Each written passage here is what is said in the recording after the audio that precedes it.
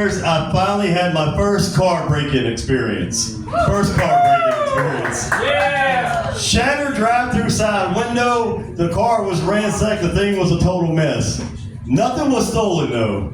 Nothing was stolen because I didn't see anything in that car I liked, so I just kind of kept going. Man, I got no business in the car. I'm a horrible driver. Last summer, I hit a pole with my car. I didn't do any damage to the pole, but I scared the shit out of the guy fishing with it.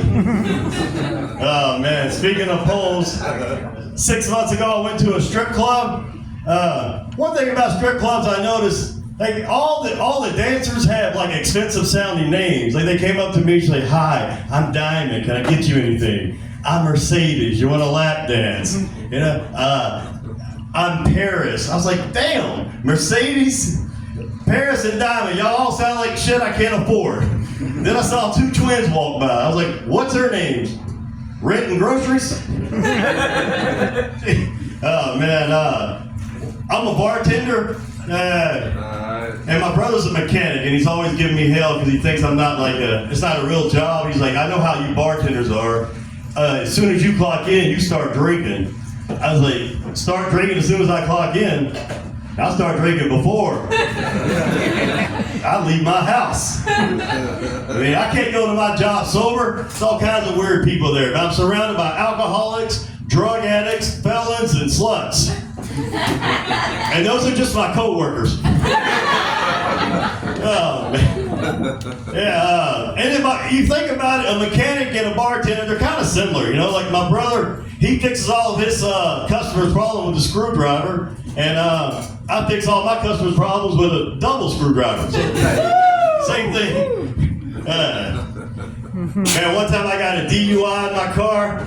I got a DUI for sleeping in my car. I got so drunk I slept in my front seat, and a Memphis cop came and beat on my window and woke me up, and he arrested me for a DUI. I tried to beat it in court. I was like, "No, I'm just not going to work." And I go to court, but the judge said I was guilty of a DUI because I was drunk in the front seat, my keys were ignition, and I was sitting at a green light. Memphis got some tough laws, man. Memphis is a tough city anyway. People think the worst thing about Memphis is the crime. It's really not. The worst thing about Memphis is the dating scene. The dating scene is so negative. Nothing but negativity during the Memphis dating scene. In fact, the only positive thing about the Memphis dating scene are the HIV tests. Oh man. I'm single. And I meet a lot of people coming to my bar. I get to talk to them. I had these two women that came to my bar, and they were talking about how they use the dating apps. They were talking about Match.com and Tinder and eHarmony. They're like, "Man, there's an app for everything. There's an app for serious relationship, casual hookups, swingers, Christians." It's like, "Oh, really? Well, what's an app for somebody that looks like me?" She's like, "Somebody that looks like you?" I said, "Yeah, somebody looks like me." She said, "Somebody looks like you needs to try whereblindpeoplemeet.com. Oh man, I met one woman at my bar. She was a yoga instructor, and she was telling me about goat yoga, how she does the goat yoga. And I was like, "What's that? You teach the goats yoga?" She said, No. It's like regular yoga, except you lie down while you're doing your yoga. The goats walk all over you." I was like, So no. You should try it. As a matter of fact, give me $200. You can come over my house, and you can have some fun with some goat yoga. I said, "If I give you $200, I'm coming over your house for some throat yoga." $200 is a lot of money. I wouldn't give you $200 to fuck the goat. And I need some pussy bad.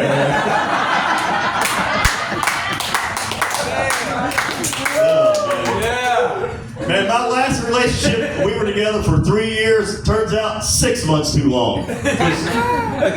Right at the end, it just kind of got a little crazy. You say little crazy things to me. She even told me, she said, "I like my men to be over 6 feet. I said, "Well, I'm 5'9". She said, "I know. My ex had at least 6 inches on you.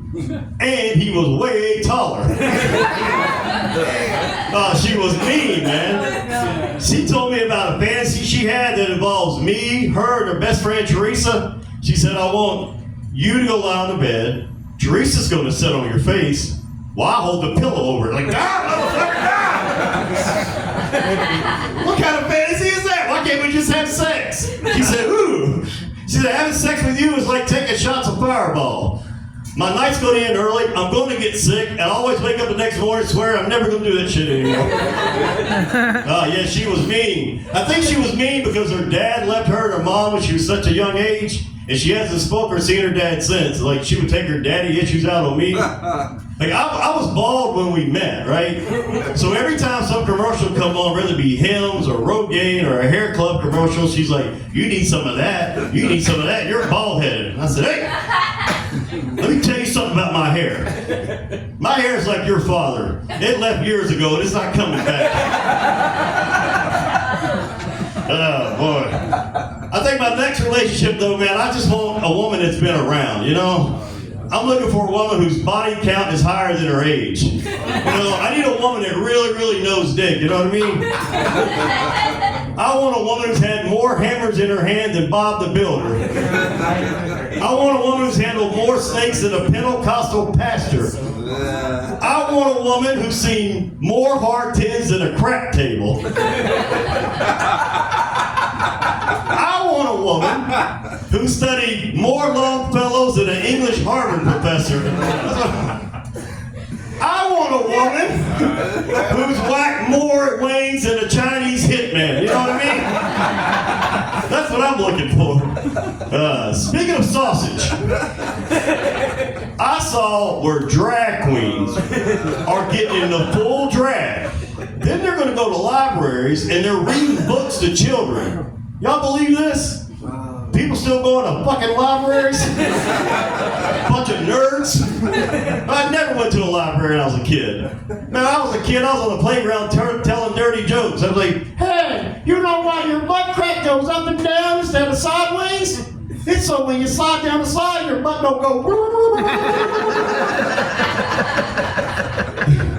Oh, boy. I told you I was a bartender.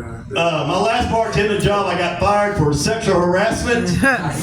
I was hanging out at my job after work, and I was a little too drunk, and I was rubbing my hand up and down on the server's leg, kind of reached on the server's thigh, and then somebody filed a complaint. They fired me for sexual harassment, which I don't know why. I got fired because, believe me when I tell you, the server enjoyed every second of it.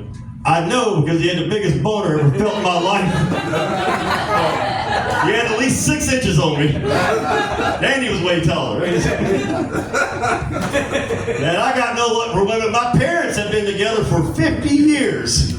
That is a long time to be together, especially considering they're like polar opposites. My mom and dad are completely different. Like my mom worked daytime, my dad worked nights.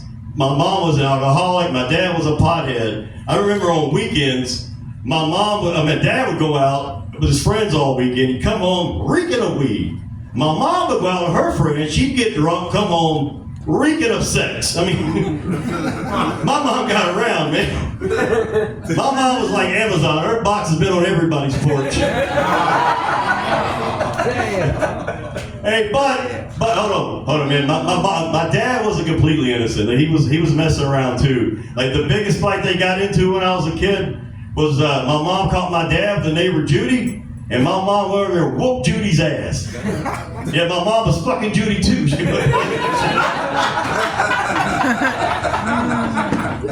All right, one more thing. A lot of people ask me. They're like, my name is Buddy. A lot of people are like, is Buddy your real name? I'm like, yeah, my Buddy's my real name. You go by Buddy. Yes, I go by Buddy. Your real name's Buddy. I said, no. My real name's Horsecock Henderson. Very nice. All right, y'all. Thank you.